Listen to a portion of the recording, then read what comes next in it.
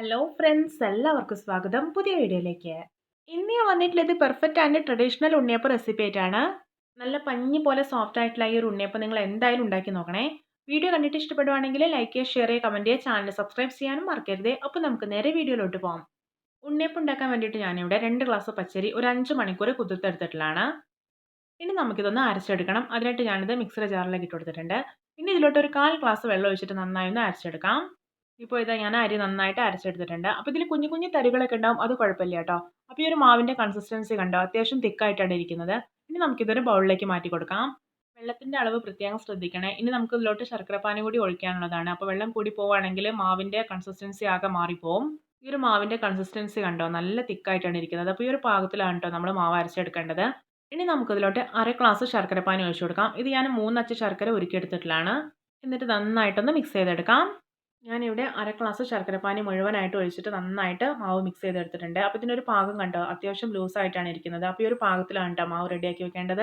ഞാനിപ്പോൾ നൈറ്റിലാണ് ഈ ഒരു മാവ് റെഡിയാക്കി വെക്കുന്നത്. ഇനി ഇതൊരു 10-12 മണിക്കൂർ റെസ്റ്റ് ചെയ്യാൻ വേണ്ടിയിട്ട് അടച്ചു വയ്ക്കാം. ഇപ്പോൾ രാവിലെ 7 മണി ആയിട്ടുണ്ട്. ഇനി നമുക്ക് പഴം അരച്ചെടുക്കാം. ഞാനിവിടെ 2 പാളയംകുടം പഴമാണ് എടുത്തിട്ടുള്ളത്. പഴം ഞാൻ മിക്സിയുടെ ജാറിലിട്ടിട്ട് നന്നായിട്ടൊന്ന് അരച്ചെടുത്തിട്ടുണ്ട്. ഉണ്ണിയപ്പത്തിൻ്റെ മാവിൽ നമുക്ക് മൈസൂർ പഴം ഏത് വേണമെങ്കിലും ചേർക്കാം. പക്ഷേ പെർഫെക്റ്റ് ടേസ്റ്റ് കിട്ടണമെങ്കിൽ പാളയംകുടം പഴം തന്നെ ചേർക്കണം കേട്ടോ. ഇപ്പോൾ നമ്മൾ മാവ് റെസ്റ്റ് ചെയ്യാൻ വേണ്ടി വെച്ചിട്ട് 12 മണിക്കൂറൊക്കെ കഴിഞ്ഞിട്ടുണ്ട്. മാവൊക്കെ നന്നായിട്ട് നല്ല പെർഫെക്റ്റ് ആയിട്ട് തന്നെ റെഡി ആയിട്ടുണ്ട്. ഇനി നമുക്ക് ഇതിലോട്ട് അരച്ച് വെച്ചിരിക്കുന്ന പഴം ചേർത്ത് കൊടുക്കാം. ഇതിൽ നമ്മൾ ബേക്കിംഗ് സോഡ, അതുപോലെ മൈദ, ഗോതമ്പ് പൊടി ഇതൊന്നും ചേർക്കുന്നില്ല കേട്ടോ. ഇതൊരു ട്രഡീഷണൽ ആയിട്ടുള്ള ഉണ്ണിയപ്പത്തിൻ്റെ രുചിക്കൂട്ടാണ്. ഇനി ഇതിലോട്ട് 1 ടേബിൾ സ്പൂൺ ഏലക്കാപ്പൊടി ചേർത്ത് കൊടുക്കാം. കുറച്ച് എള്ളും തേങ്ങാക്കൊത്ത് കൂടി ഒന്ന് ഫ്രൈ ചെയ്തെടുത്തിട്ടുള്ളതാണ്. അതുകൂടി ഇതിലേക്ക് ചേർത്ത് കൊടുക്കാം. എന്നിട്ട് നന്നായിട്ടൊന്ന് മിക്സ് ചെയ്തെടുക്കാം.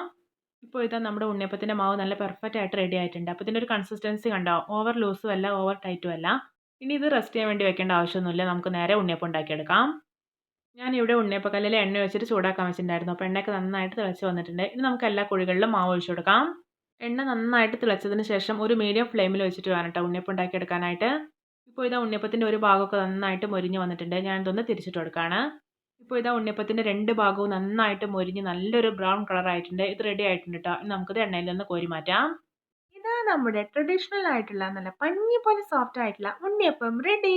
വളരെ പെർഫെക്റ്റ് ആയിട്ട് തന്നെ റെഡി ആയിട്ടുണ്ട് കേട്ടോ. എന്തൊരു രുചിയാണെന്നറിയോ ഇത് കഴിക്കാനായിട്ട്. ഈ ഉണ്ണിയപ്പം ഞാൻ തന്നെ മുഴുവൻ കഴിച്ച് തീർക്കട്ടെ. എനിക്ക് അത്രമേൽ പ്രിയപ്പെട്ട ഒരു ഉണ്ണിയപ്പമാണിത്. നോക്കി എത്രത്തോളം സോഫ്റ്റ് ആയിട്ട് അത് ഇരിക്കുന്നതെന്ന് അറിയോ, നല്ല പഞ്ഞിക്കെട്ട് പോലെയുണ്ട്. ഈ ഒരു ഉണ്ണിയപ്പത്തിൻ്റെ രുചി നിങ്ങൾ അറിഞ്ഞു കഴിഞ്ഞാൽ ഇതുപോലെ ഉണ്ണിയപ്പം ഉണ്ടാക്കുള്ളൂ കേട്ടോ. അത്രമേൽ രുചികരമാണിത്.